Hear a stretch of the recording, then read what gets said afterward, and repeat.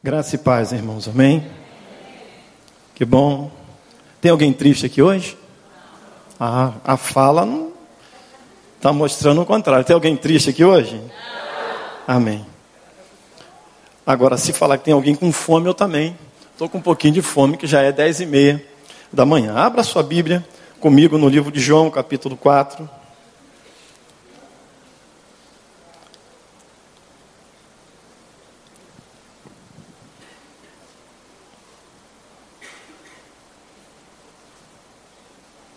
Que bom estarmos aqui juntos nesta manhã.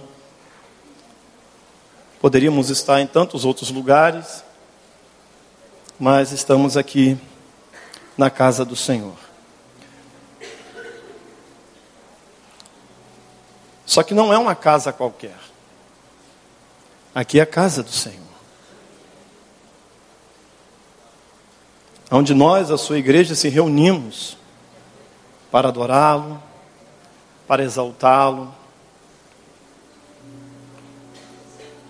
Então, durante alguns minutos, tente esquecer o problema que te trouxe aqui e se foque na solução do problema que talvez Deus tenha nesta manhã para você.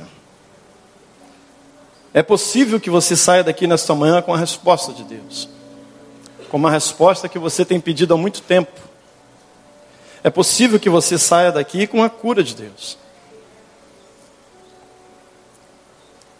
Não porque eu aqui estou, mas porque Deus, na pessoa do seu Espírito Santo, já se faz presente nesse lugar. Você consegue perceber a presença de Deus aqui nesse lugar? Não podemos ver com os olhos nus, mas, querido, Ele se faz presente nesta manhã aqui. Desde o momento em que começou a adoração, Deus já estava falando e ministrando ao seu coração através das músicas, através da musicalidade, o que Ele tem, o que Ele pensa ao seu respeito, o que Ele quer fazer na sua vida.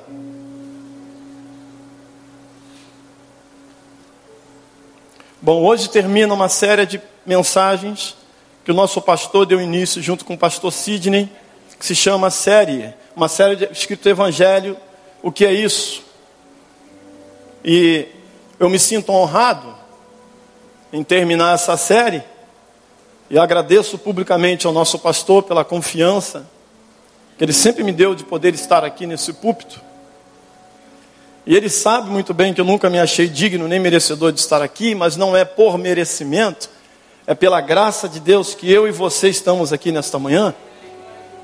Se você entrou aqui pensando que está aqui porque você é merecedor, que você entrega o seu dízimo, talvez você faça como aquele fariseu que batia no peito, ou melhor, que não batia no peito, mas de pé diante de Deus dizia que dava o seu dízimo, que era fiel. É possível que você saia daqui frustrado, mas se você entrou aqui na condição de um publicano, entendendo de que eu e você não somos merecedores, a tua oração será justificada. E o tema dessa mensagem é: os propósitos de Deus se estendem a todos. Vamos ler aqui João capítulo 4, versículo 5. Estava ali a fonte de Jacó. Jesus, pois cansado do caminho, e assentou-se junto da fonte, e era isso quase a hora sexta, por volta dos meio-dia. E veio uma mulher de Samaria tirar água e disse-lhe... João capítulo 4, versículo 5. Perdão, é que eu comecei no versículo 6, queridos, perdão. Versículo 5. Foi, pois, a uma cidade de Samaria... João capítulo 4, a partir do versículo 5. Foi, pois, uma cidade de Samaria chamada Zicar, junto da herdade que Jacó tinha dado a seu filho José. E estava ali na fonte de Jacó, Jesus, pois cansado do caminho, assentou-se assim junto da fonte, e era isso quase a hora sexta. Veio uma mulher de Samaria tirar água, e disse-lhe Jesus: dá-me de beber, pois os seus discípulos tinham ido à cidade comprar comida. E disse-lhe, pois, a mulher samaritana: como sendo tu, judeu, me pedes de beber a mim, que sou mulher samaritana? porque os judeus não se comunicavam com os samaritanos. Jesus respondeu e disse-lhe: se tu conhecera o dom de Deus e quem é o que te diz dar-me de beber, tu lhe pedirias e ele daria água viva. E disse-lhe a mulher: Senhor, se tu não tens com que tirar, e o poço é fundo, onde pois tem água viva? És tu maior do que Jacó, o nosso pai, que nos deu o poço, bebendo ele próprio dele, os seus filhos e o seu gado? Jesus respondeu e disse-lhe: qualquer que beber desta água, tornará a ter sede, mas aquele que beber da água que eu lhe der, nunca terá sede. Porque a água que eu lhe der, lhe falar nele uma fonte a jorrar para a vida eterna. E disse-lhe a mulher, versículo 15: Senhor, dá-me desta água, para que não mais tenha sede, e não venha aqui tirá-la. E disse-lhe Jesus: vai, chama o teu marido e vem cá. A mulher respondeu e disse: não tenho marido. Disse-lhe Jesus: disseste bem, não tenho marido, porque tiveste 5 maridos, e o que agora tens não é teu marido, e disseste com verdade. Disse-lhe a mulher: Senhor, vejo que és profeta. Nossos pais adoraram nesse monte, e vós dizeis em Jerusalém o lugar onde se deve adorar? E disse-lhe Jesus, versículo 21, mulher, crede-me que a hora vem que neste monte, nem em Jerusalém adorareis o Pai. Vós adorais o que não sabeis, mas nós adoramos o que sabemos, porque a salvação vem dos judeus. Mas a hora vem e é agora em que os verdadeiros adoradores adorarão o Pai em espírito e em verdade, porque o Pai procura tais que assim o adorem. Deus é espírito, importa que os que o adorem em espírito e em verdade. E a mulher disse: eu sei que o Messias, que se chama o Cristo, vem. Quando ele vier, nos anunciará tudo. E disse-lhe Jesus: eu sou o que fala contigo. E nisso vieram os seus discípulos, maravilharam-se do que estivesse falando com a mulher. Todavia, nenhum lhe disse: que perguntas? Ou por que falas com ela? Deixou, pois, a mulher o seu cântaro e foi à cidade e disse àqueles homens: vinde e vede um homem que me disse tudo quanto tenho feito, porventura não é este o Cristo? E saíram da cidade e foram ter com ele. Pai, nós somos gratos pela leitura da Tua palavra. A Tua palavra que é viva e eficaz. A Tua palavra que tem o poder de penetrar em áreas da nossa vida, em que nenhum cirurgião pode alcançar.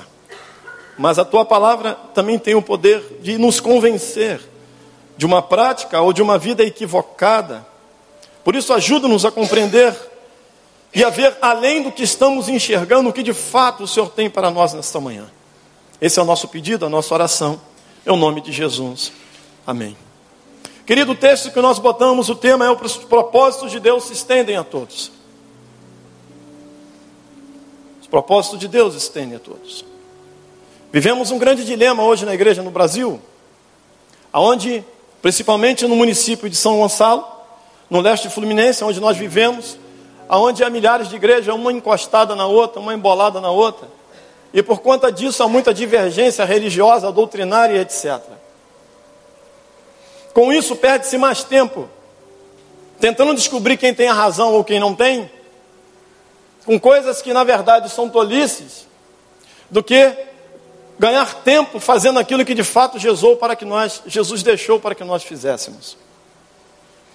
O texto que nós acabamos de ler, Jesus aborda uma mulher, não uma mulher qualquer.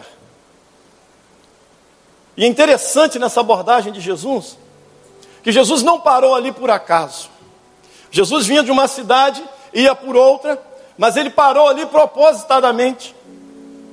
Porque ele sabia que aquela mulher naquele momento, naquela hora, estaria ali para tirar água daquele poço.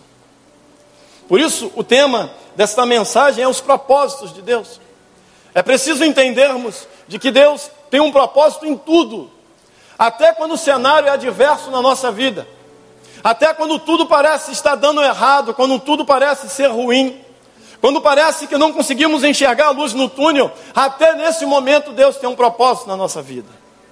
Mas muitas das vezes, quando estamos no turbilhão da situação, quando estamos no olho do furacão, não conseguimos olhar ao redor, não conseguimos olhar verticalmente e entender que o autor da nossa vida, aquele que nos trouxe a existência, está conosco, ainda que dentro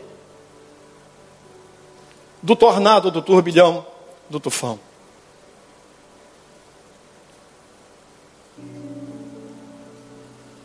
E nós vivemos alguns dilemas por conta disso. E é por isso que diante da nossa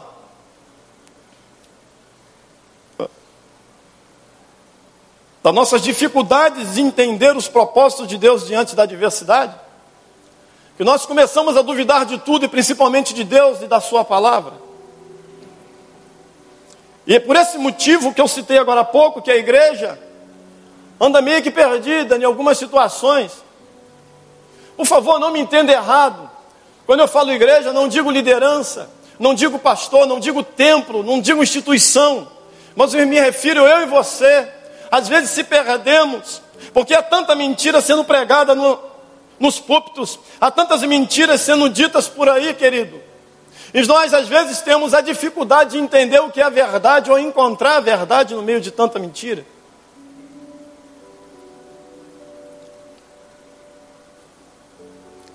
Só que essa mulher samaritana encontra com Jesus. Ou melhor, Jesus encontra com ela. O texto que nós lemos diz que Jesus estava ali à fonte, sentado à beirada do caminho, a fonte de Jacó, onde Jacó, sim, um dos patriarcas, deixou para o seu filho. Jesus senta naquele lugar, seus discípulos saem daquele cenário. Jesus sabia, queridos, que ele ia ficar sozinho. Jesus sempre sabe aonde você vai estar, com quem você vai estar, qual será a sua conversa, qual é o desejo que está no seu coração, o que você está projetando, qual é o teu sonho. Jesus sabe de tudo, não tem como esconder dele o que sentimos, como estamos naquele momento. Podemos até disfarçar, podemos até ignorar, podemos até tentar nos fazer de tolos e achar que ele não sabe do que estamos passando naquele momento, o porquê estamos naquele lugar, que conversa é aquela que temos ouvido. Mas Jesus está ali, esperando uma mulher samaritana chegar. Aquela mulher não era uma mulher qualquer. Logo abaixo nós lemos que os samaritanos não se davam com os judeus. Existia uma briga milenar, queridos, ali dos samaritanos com os judeus. Uma briga que vinha lá dos primórdios da igreja. A Assíria conquistou, apanhou alguns do reino do norte, porque a igreja foi dividida em reino do norte e reino do sul. Povo judeu e povo de Israel. A igreja foi dividida, 2 povos surgiram quando na verdade era um povo só. E com isso, queridos, quando a Síria tomou, 700 anos antes de Jesus vir a essa terra, apanhou alguns judeus do meio da sua linhagem, e os levou cativos para a Síria, e trouxe alguns assírios gentios para o meio do povo.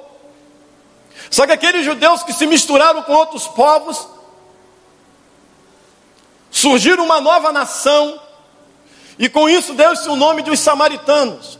Mas os judeus que permaneceram fiéis no reino do norte, ou melhor, no reino do sul, os judeus que não se misturaram após outros deuses, esses judeus não se davam com aqueles que faziam parte do seu povo, justamente porque eles se misturaram com outros povos.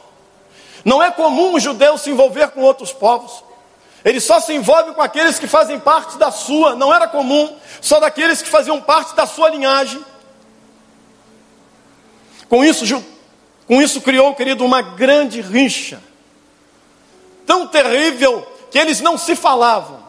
Os samaritanos não se falavam, o mesmo povo não se falava um com o outro, porque havia divergência religiosa.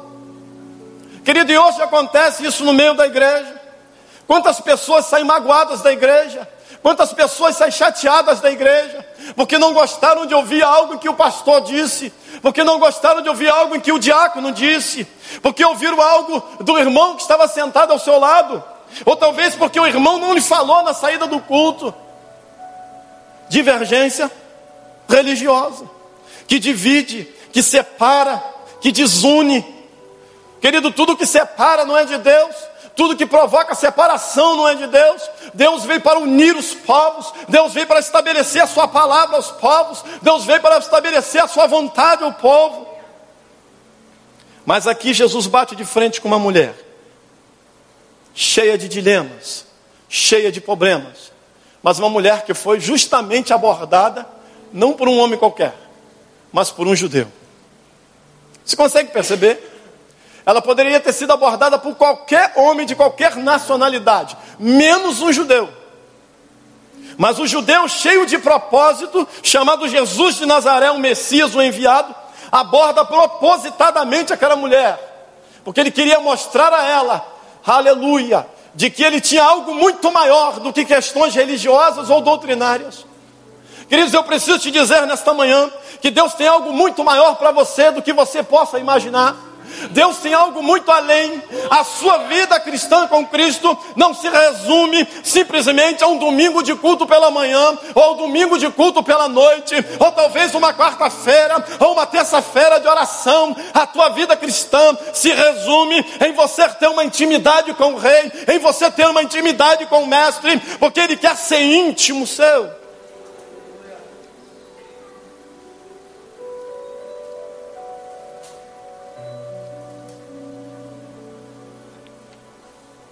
Aquela mulher espantosamente: como pode tu, sendo judeu, falar comigo que sou samaritana? Se fosse linguajar de hoje, pô, cara, você é doido, mano. Você vai se dirigir a mim, vai arrumar um problema para você, eu sou barraqueira. Vai arrumar um problema para você, eu sou barraqueira. A gente não se dá não, parceiro. Mete o pé, vai para sua terra, eu vou ficar aqui na minha. A parada aqui é outra. Você é judeu, eu sou samaritano, você adora Deus em Jerusalém, eu adoro até esqueci, no Monte Gerezim. Mas Jesus, de forma propositada, aborda aquela mulher.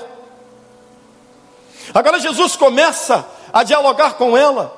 Eu não sei se você prestou atenção, porque a leitura foi rápida, de que todos esses 30 versículos está falando, aliás, Jesus está usando um diálogo.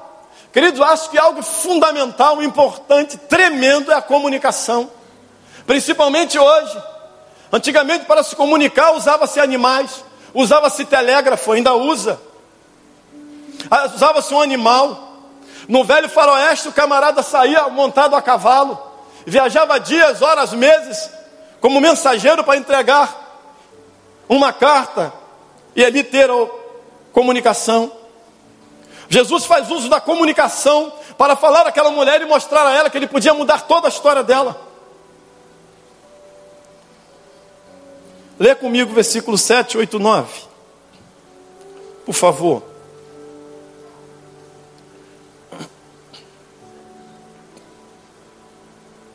Diz assim. Não, perdão. Não é 7, 8, 9 não. 10, 11, 15. Versículo 10, Jesus diz assim: respondeu e disse-lhe: se tu conheceras o dom de Deus, e quem é que te diz dar-me de beber, tu lhe pedirias e ele lhe daria água viva. E disse-lhe a mulher: Senhor, tu não tens com que tirar a água, o poço é fundo, onde pois tem água viva? És tu maior do que Jacó, nosso pai, que nos deu o poço, bebendo ele próprio dele, seus filhos e seu gado? Jesus respondeu e disse-lhe: qualquer que beber da água tornará a ter sede. Mas aquele que beber da água que eu lhe der nunca terá sede, porque a água que lhe der lhe fará nele uma fonte a jorrar para a vida eterna.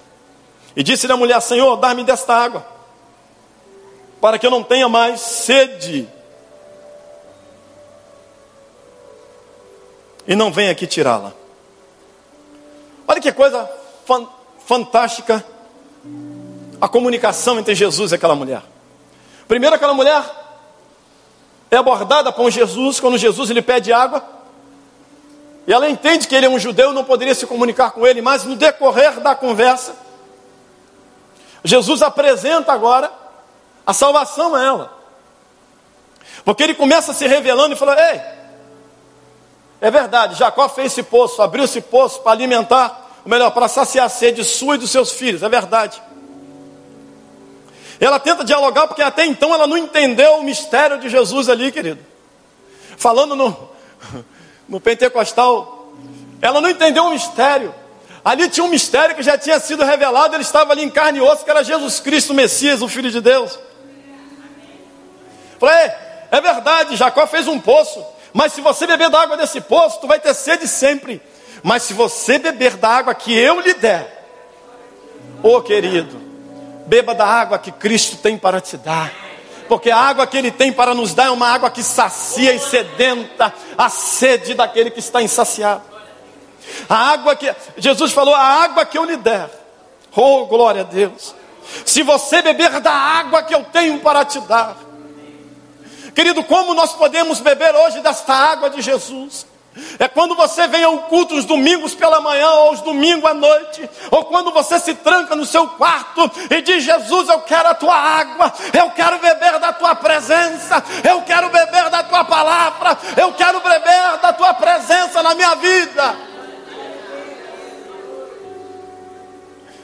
Mas deixamos às vezes de beber essa água, queridos, porque Babilônia tira a atenção, porque o rádio tira a atenção, porque o WhatsApp tira a atenção, porque a minha preocupação com as questões dessa vida me tira a atenção de beber esta água. Às vezes deixamos de beber essa água que sedenta a alma, porque estamos tão ligados na nossa dificuldade, que não conseguimos entender de que Jesus está, sim, Ele tem uma água viva, que purifica, que restaura, que abre caminho, que cura o ferido.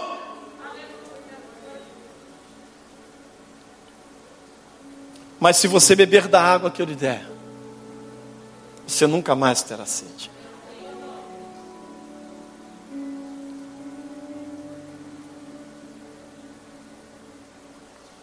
Quantas das vezes, querido, eu recorro para beber dessa água. E eu tenho aprendido muito, até com um livro que eu comprei do pastor Renato Vargas.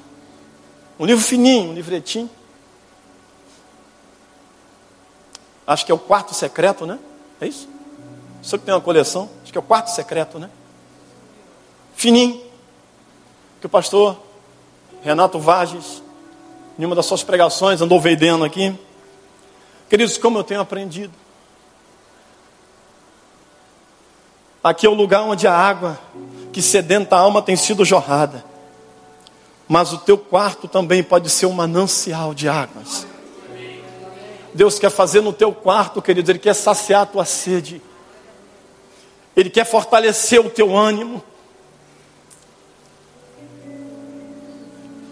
E nesses últimos dias, eu tenho falado: Deus, que eu lido com tantos neopentecostais, pé de fogo, né? Aleluia! Nada contra. Mas homens que não vão à igreja, que não se submetem ao crivo de Deus por intermédio de seus pastores, mas vão para o monte, passam meses no monte, não se submetem a ninguém, mas são os santarrões, melhores do que eu e você. Ele te dá um bom dia falando em mistério. Pai! Querido, isso muito é meninice, querido, muita infantilidade, e a coisa é séria, querido. Jesus disse o seguinte: ei, você quer falar comigo? Você quer falar com Deus? Deus disse: ei, Ele falou o que? Tranque-se no seu trabalho, dentro do banheiro da sua empresa, dentro da igreja. Ele mandou a gente se trancar. Ele mandou a gente subir um monte para se trancar e falar com Ele.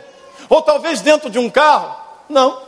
Ele falou: tranque-se no seu quarto em secreto, porque o seu Pai em secreto te revelará a vontade dEle. Então, queridos, é no lugar onde tem um manancial, está bem próximo de nós. Talvez você tenha se esquecido, mas é no teu quarto que Cristo quer falar contigo. É pelas madrugadas que Cristo quer falar com você. É na hora do almoço, é de manhã quando você toma um café, é à tarde quando você vem do trabalho. Ele quer sedentar a tua sede, porque Ele tem uma água, aleluia, que sedenta a alma, o Espírito, aleluia, que nos faz caminhar em meias trevas. É possível caminhar em meias trevas? Davi disse: ainda que eu ande pelo vale da sombra da morte. Sabe o que era o vale da sombra da morte que ele se referia? Quando ele fala isso no livro de Salmos: ainda que eu ande pelo vale da sombra da morte, não temerei mal algum, porque tu estás comigo, a tua vara e teu cajado me consolam. Ele se referia a um determinado lugar que existia afastado de Jerusalém, onde os restos mortais dos animais que eram sacrificados no templo de Jerusalém eram jogados.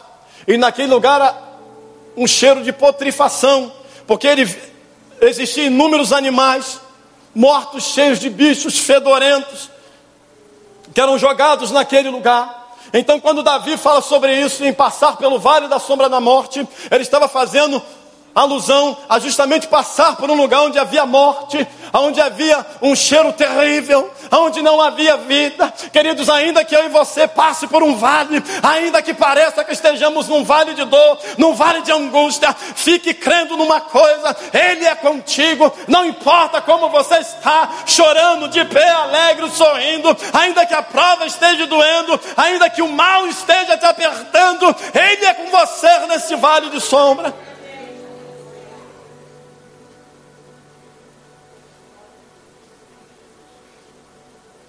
Às vezes parece que estamos sozinhos. Às vezes tem uma impressão que fomos deixados de lado. Noé, quando foi chamado por Deus para entrar na arca, a Bíblia conta que ele ficou lá 1 ano e pouco, naquela arca.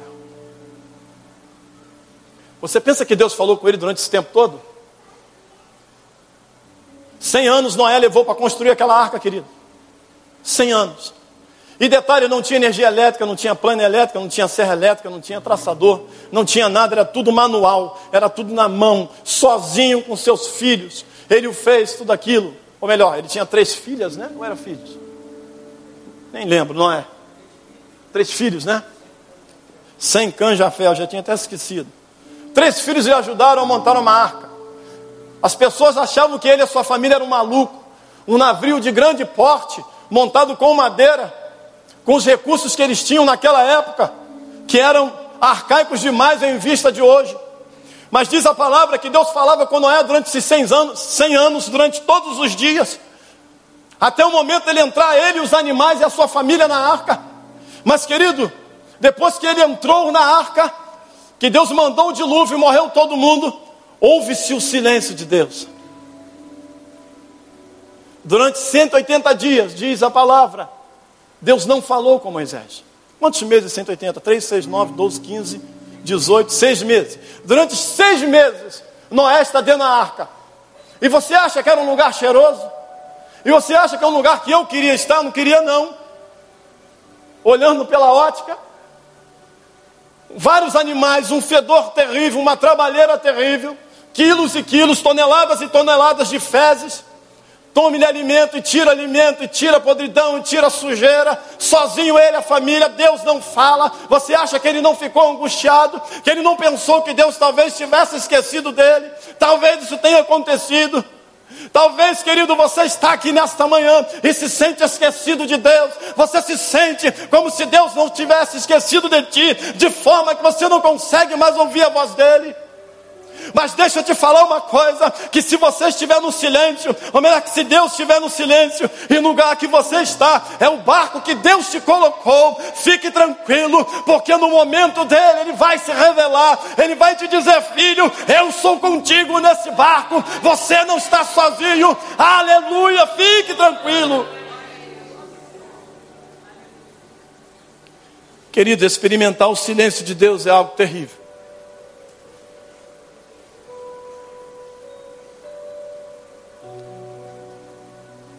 Eu prefiro que Deus me enviasse até uma palavra de juízo. Eu queria que Deus me mandasse uma bolacha. Deus não pode fazer. Eu queria que Ele enviasse alguém para bater na minha cara. Era melhor do que ficar no silêncio de Deus. Mas o silêncio deles não significa que Ele esqueceu de nós. Significa que Ele está trabalhando ao nosso favor. Deus está trabalhando ao teu favor, querido. As tuas lágrimas não caem em vão.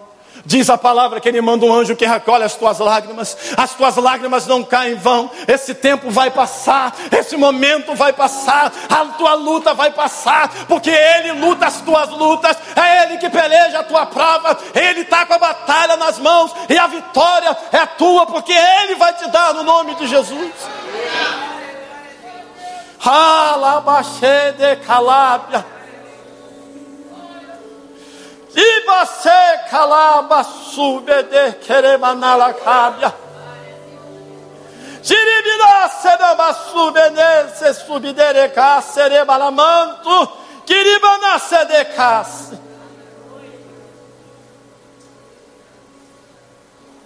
Ele disse para aquela mulher: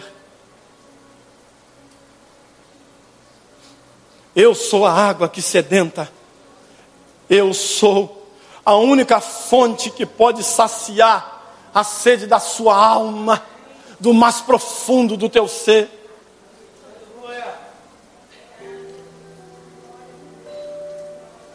Só Jesus pode mudar a sua situação, querido. Mas eu tenho uma palavra dele para você. Ele já está mudando a tua situação. A tua prova está sendo vista por Ele. A tua dor está subindo aos céus. Que você não está sozinho nesta luta, mas que Ele que sedenta a alma, que é Jesus, Ele é contigo. E Ele te diz: eis que sou contigo. E você não está sozinho nesta peleja. Esta peleja não terá que ser pelejada por você só, mas eu pelejo a tua prova. Eu pelejo a tua luta.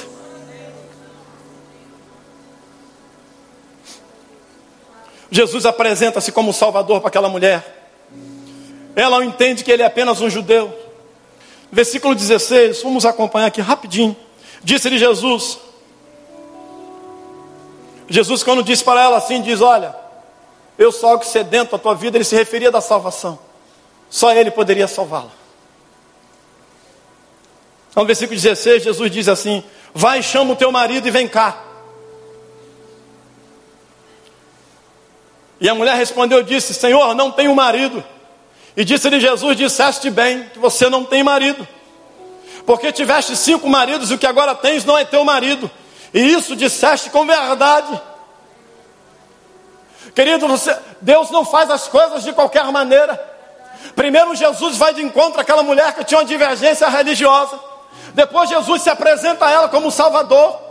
Agora Jesus se apresenta a ela, mostrando a ela que para que se enquadrasse dentro do contexto daqueles que são salvos por Cristo, era preciso se arrepender, era preciso reconhecer o seu estado de pecaminosidade. Queridos, ninguém vem para Cristo e continua pecando deliberadamente. É preciso uma mudança, é preciso arrependimento, é preciso reconhecer que Ele limpa, nos purifica, e no final Ele diz: ei, eis que os seus pecados eu lanço no mar de esquecimento. Aquela mulher foi confrontada. Chama lá o teu marido. Jesus sabia, querido. Jesus sabe da tua situação. Jesus sabe quem você é no contexto da igreja e fora da igreja.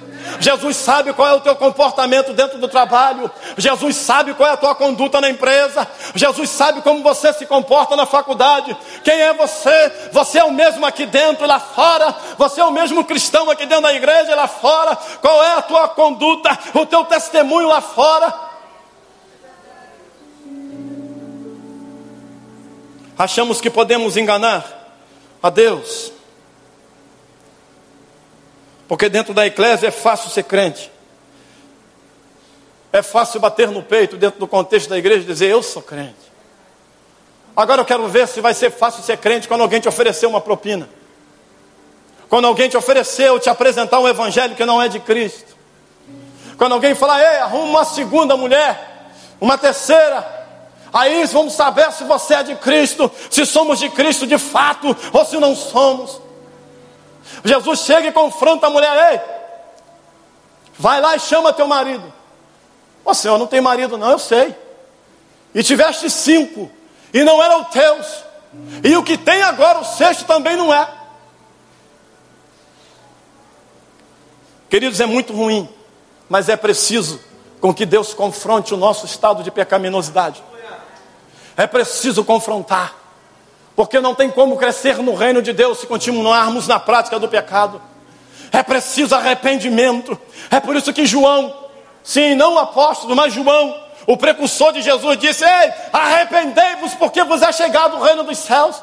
Arrependei-vos porque vos é chegado o Salvador.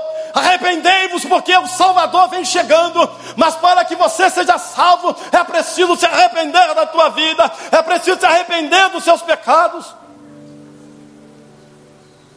Aleluia. Mas temos a mania de querer se adaptar até ao pecado. Mas o pecado gera morte, e a morte eterna. Então meu conselho para você nesta manhã é que se alguma coisa te incomoda, a minha oração com relação a mim e a você nesta manhã é falar: Senhor, se eu tenho algum pecado debaixo do tapete, Se eu tenho algum pecado que eu não me lembro, Deus traz a memória, porque é hoje que eu quero confessar esse pecado. Se me falta reconciliar com alguém, é hoje que eu quero me reconciliar com alguém. Se me falta reconhecer o meu estado e clamar ao Senhor ao teu perdão, é hoje, é isso que eu quero fazer nesta manhã. Queridos, precisamos entender que nós precisamos dele. Aleluia. Eu e você estamos aqui nesta manhã por causa dele, por causa de Jesus. Eu e você estamos nesta manhã, não é porque é bom o convívio social da eclésia, não é porque é bom, porque o pastor é gente boa, é maneiro, mas eu e você estamos aqui por causa dele, e é por ele, e é para ele que são todas as coisas. Por isso, cada vez que você vier numa manhã de culto, adore ao Senhor, pule na presença dele, salte, glorifique, alegre-se na presença, porque na verdade quem está aqui é o Espírito Santo, aleluia, o Paracleto, o Filho do Deus vivo. Cheio de calava, ser de calava, dai. Quarto passo, leia comigo o versículo 19 e 20, pastor me perdoe, que é 11:5, vou passar só um pouquinho.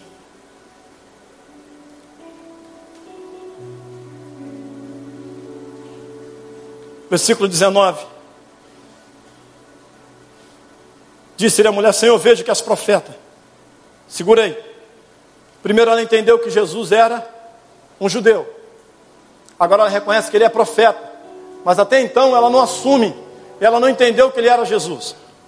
Aí ela diz assim: nossos pais adoraram neste monte, vós dizes que em Jerusalém é um lugar onde se deve adorar.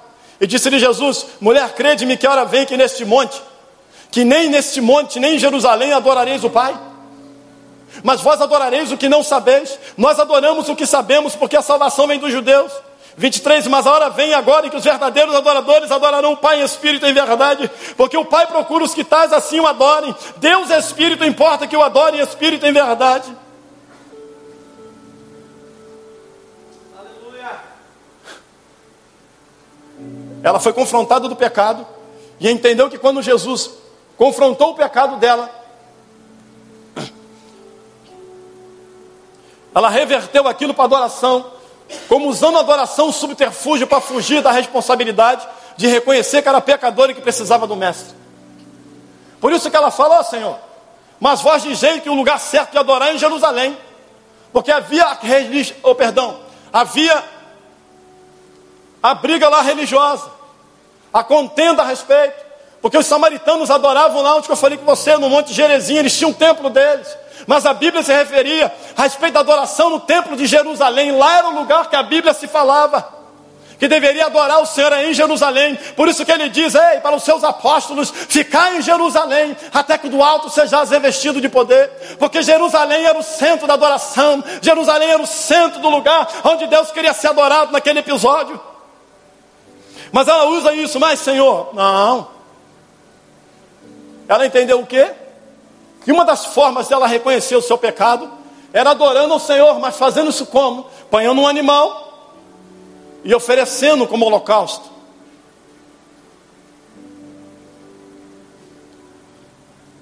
Sacrifício de tolo. Queridos, se nós se enxergarmos na presença do Senhor, se adentrarmos nos portões da casa do Senhor, e de fato nós estivermos com o nosso coração na adoração, eu lamento lhe dizer que estaremos perdendo o nosso tempo. Porque a adoração tem o poder de mudar o quadro, o cenário. A adoração tem o poder de quebrar cadeias. Paulo e Silas estavam lá no lugar fétido, tinham sido açoitados, tinham sido apanhados, tinham sido surrados, tinham sido caluniados, mandaram com que eles se calassem e não falassem de Jesus. Mas sabe o que eles decidem fazer? À meia-noite, coisa que todo mundo faz, quem não gosta de internet está dormindo, que é o meu caso, Paulo e Silas vai adorar o Senhor. Como pode isso? Eles vão adorar a Deus meia-noite, amarrado no tronco, um descosta para o outro, cheio de lanhada de chibatada que levou. Aparentemente ele não tem motivo algum para adorar a Deus, pelo contrário, eles tinham um motivo para fazer, sabe o quê? Como é que é, Senhor? Até quando? Salmos capítulo 13. Senhor, até quando eu vou ficar nessa situação? Mas, querido, deixa eu lhe dizer uma coisa, que aqueles que de fato adoram o Pai e Espírito em verdade, não importa o cenário, não importa a dor, não importa a luta, não importa onde quer que esteja, pode ser um lugar fedorento, um lugar ruim, açoitado, o que for, mas Deus procura homens que sejam ousados na adoração, que o adorem no momento da luta, da prova, da dor, do hospital, na hora que está hospitalizado, na hora que está perdendo um filho. É nesse momento que temos que se lembrar: ei, Senhor, eu te adoro, eu te adoro, eu te adoro, eu te adoro, eu te adoro, porque tu és o meu Senhor. Por isso que quando eu me encosto naquele cantinho ali, querido, aleluia, aleluia, eu me ligo com Deus, falo: Senhor, aleluia, oh Senhor, aleluia. Eu me lembro de onde vim, de onde Ele me tirou, e falo: aleluia. Eu vou te adorar, Senhor, com toda a minha alma, com todo o meu ser. Querido, o meu conselho para você nesta hora é que daqui a pouco, quando cantarmos o último louvor de adoração, você se entregue nesse louvor, você se entregue, que é possível que as cadeias sejam abertas, é possível que aquela pessoa que você tem clamado seja liberta, é possível que a cura venha para a sua vida. Oh, calabachedecai. Porque Deus procura aqueles que o adoram em espírito e em verdade. Oh, querida, adoração é algo importante na vida do crente. Não seja um crente que adora Ele somente quando você consegue um bem, querido. Não seja alguém que adora o Senhor só quando há dinheiro no bolso, ou só quando compra um celular novo ou um carro novo. Não seja você alguém que só vai adorar o Senhor quando conquistar algo na sua vida de material. Mas Deus, querido, seja alguém que vai glorificar o nome do Senhor em toda, em qualquer situação. Deus, eu estou aqui, eu estou neste lugar, na tua presença, numa prova terrível, sentindo as dores da prova, mas louvado seja o teu nome, bendito seja o nome do Senhor, porque o Senhor é digno, o Senhor é adorado, é exaltado para sempre.